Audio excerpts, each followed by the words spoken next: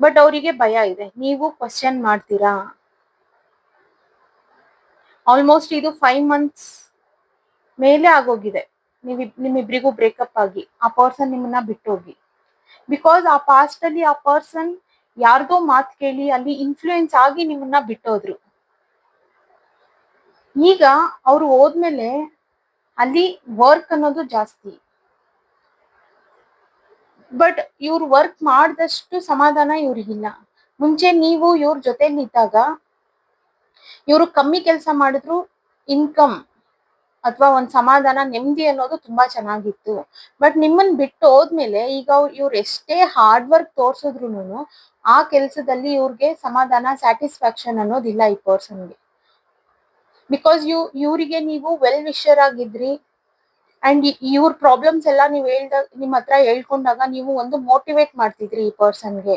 But ಇವರು ನಿಮ್ ಮಾತೆಲ್ಲ ಕೇಳಿಸ್ಕೊಳ್ದಿರಾ ಒಂದು ಥರ್ಡ್ ಪರ್ಸನ್, ಇಲ್ಲಿ ಥರ್ಡ್ ಪರ್ಸನ್ ಅಂತಂದ್ರೆ ಯಾರ್ ಬೇಕಾದ್ರೂ ಆಗಿರ್ಬೋದು, ಅವ್ರ ಫ್ರೆಂಡ್ಸ್ ಅಥವಾ ಅವ್ರ ಕೆಲಸ ಮಾಡೋ ಹತ್ರ ಇರೋಂತ ಕಲೀಗ್ಸ್ ಯಾರ್ ಬೇಕಾದ್ರೂ ಆಗಿರ್ಬೋದು, ಅಂತವ್ರ ಮಾತು ಕೇಳ್ಕೊಂಡು ಇನ್ಫ್ಲೂಯೆನ್ಸ್ ಆಗಿ ನಿಮ್ಮನ್ನ ಬಿಟ್ಟು ಹೋದ್ರು ಆ ಪರ್ಸನ್. ಬಟ್ ಈಗ ನಿಮ್ ಜೊತೆಲಿ ಅವರು ರಿಕನ್ಸಿಲೇಷನ್ ಮಾಡ್ಬೇಕು, ನ್ಯೂ ಬಿಗಿನಿಂಗ್ ಮಾಡ್ಬೇಕು ಅಂತ ವೇಟ್ ಮಾಡ್ತಾ ಇದ್ದಾರೆ. ಬಟ್ ಅವರಿಗೆ ಬಂದು ನಿಮ್ ಹತ್ರ ಮಾತಾಡ್ಸೋದಿಕ್ಕೆ ಭಯ ಇದೆ. ಬಿಕಾಸ್ ನೀವು ಕ್ವಶನ್ಸ್ ಮಾಡ್ತೀರಾ, ಅವ್ರ ಹತ್ರ ಆನ್ಸರ್ ಇಲ್ಲ. ಆ ಕ್ವಶನ್ಸ್ಗೆ ನೀವು ಕೇಳೋಂತ ಕ್ವಶನ್ಸ್ಗೆ ಅವ್ರ ಹತ್ರ ಆನ್ಸರ್ ಇಲ್ಲ. ಬಿಕಾಸ್ ಆ ಪರ್ಸನ್ಗೆ ಐಡಿಯಾ ಇದೆ ನೀವ್ ಏನ್ ಕೇಳ್ತೀರಾ ಏನು ಅನ್ನೋದು. ಬಟ್ ಅವರು ಇಲ್ಲಿ ಗ್ರೋತ್ ಮಾಡ್ಬೇಕು, ನಿಮ್ ಜೊತೆ ನಾನು ರಿಕನ್ಸಿಲ್ ಮಾಡ್ಕೊಂಡು ಈ ರಿಲೇಶನ್ಶಿಪ್ ನ ಗ್ರೋತ್ ಮಾಡ್ಬೇಕು, ತಪ್ಪು ಮಾಡ್ಬಿಟ್ಟೆ ಅಂತ ಫೀಲ್ ಆಗ್ತಿದೆ. ಕ್ಲಾರಿಫೈ ಮಾಡೋಣ. ಯೂನಿವರ್ಸ್ ಪ್ಲೀಸ್ ಕ್ಲಾರಿಫೈ ಬೇಕಾ.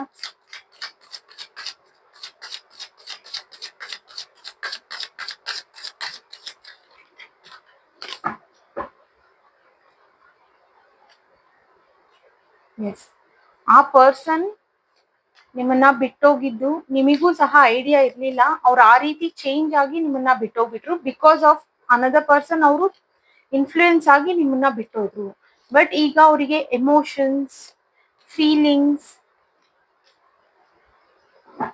ಇಲ್ಲಿ ಥರ್ಡ್ ಪಾರ್ಟಿ ಯಾರು ಇನ್ಫ್ಲೂಯೆನ್ಸ್ ಮಾಡಿದ್ದಾರೆ ಅದು ಅವ್ರ ಫ್ಯಾಮಿಲಿನಲ್ಲಿ ಒಂದು ಪರ್ಸನ್, ಅದು ಅವ್ರ ಬ್ರದರ್, ಅವ್ರ ಮದರ್, ಅವ್ರ ಫಾದರ್, ಯಾರು ಬೇಕಾದ್ರೂ ಆಗಿರ್ಬೋದು. ಅವ್ರ ಫ್ಯಾಮಿಲಿ ನಲ್ಲಿ ಯಾರಿದ್ದಾರೆ ಆ ಪರ್ಸನ್ ಮಾತು ಕೇಳಿ ಅವರು ನಿಮ್ಮನ್ನ ಬೇಡ ಅಂತ ಬಿಟ್ರು ಅಲ್ಲಿ. ಬಿಕಾಸ್ ಆಫ್ ಒಂದು ರೆಸ್ಪಾನ್ಸಿಬಿಲಿಟಿ ಅನ್ನೋದು ಇತ್ತು ಅಂಡ್ ಫ್ಯಾಮಿಲಿ ಬಂದು ಇವ್ರನ್ನ ಇನ್ಫ್ಲೂಯೆನ್ಸ್ ಮಾಡ್ತಿತ್ತು.